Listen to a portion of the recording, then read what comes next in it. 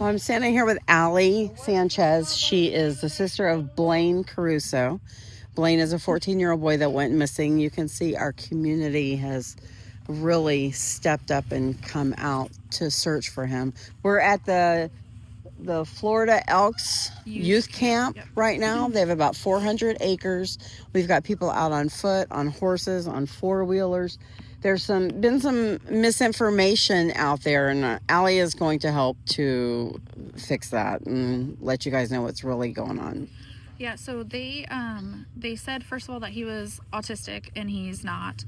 And then they've also said that he's a possible runaway, and honestly we just don't believe that. They said there was mixed stories from the siblings, and the comment that was made was from one of our younger siblings, like 2 maybe 3 years ago. Their dog got loose and it ran into the woods behind the house, and they went to look for him, and there's like a little shed back there, and he made the comment, if he were to ever do anything, that's where he would go. And so our sibling, thinking, oh, this is useful information, told the cops that, and so they took that and kind of ran with it and said, oh, well, he planned to run away. He didn't. He left in shorts. It's been like 30 degrees at night. It's cold. He didn't get water or food or anything. Like, there's nothing of his that was missing.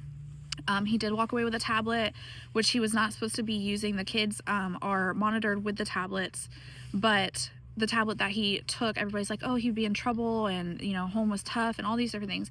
The tablet he took was older, from when my stepmom was still here.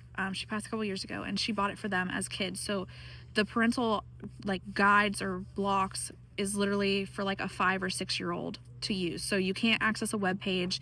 There's no way to download any messengers or emails or anything that he could be talking to anybody. There's no maps on it, nothing like that.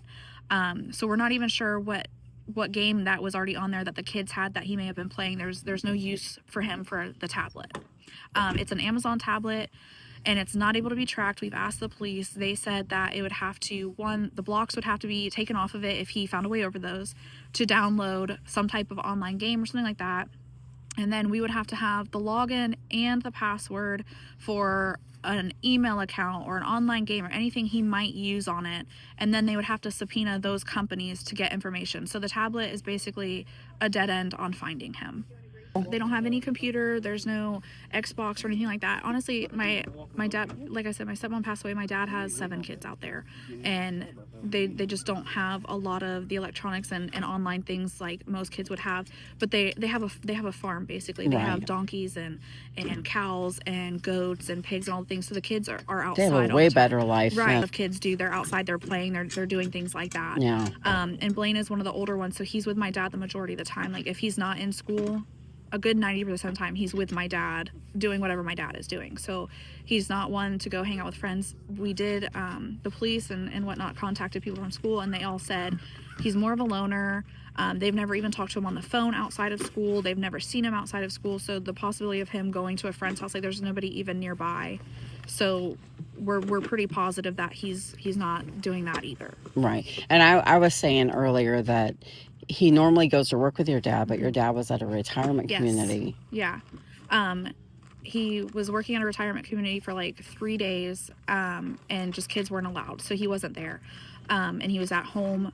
Their grandma, Bobby, my stepmom's mom, was in there watching him. And like I said, there's a lot of the kids, so he just likes to hang out in the shed. He takes his book, he likes to read and do things like that. And so he was just hanging out. The first day he spent the entire day in the shed behind the house. There's like a chair out there, and it's warm, and it's almost like a mini home. It's not like a shed. Right. And so he just hangs out in there just to be by himself and not be bothered. And so the first day everything was good. The second day, around it was 1:37, one of the kids texted my dad and said, hey, Blayne ran into the woods. And we haven't seen or heard from him since. And who can they contact if anybody knows him or sees him? The Lake County Sheriff's Department would probably be best. They do have a phone number that's out there. So I would say Lake County Sheriff's Department, contact them if you've seen him, if you've heard of anything, if you think you've seen him, any details you might have. Yeah. Okay.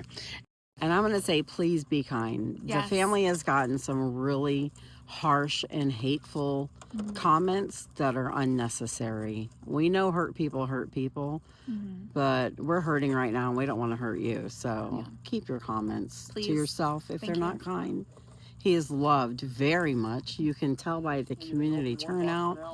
This is his sister, and she loves him very much, and his dad is just losing it at Yeah. home and so worried. So please be kind. You don't have to be mean. It's not necessary. Thank you.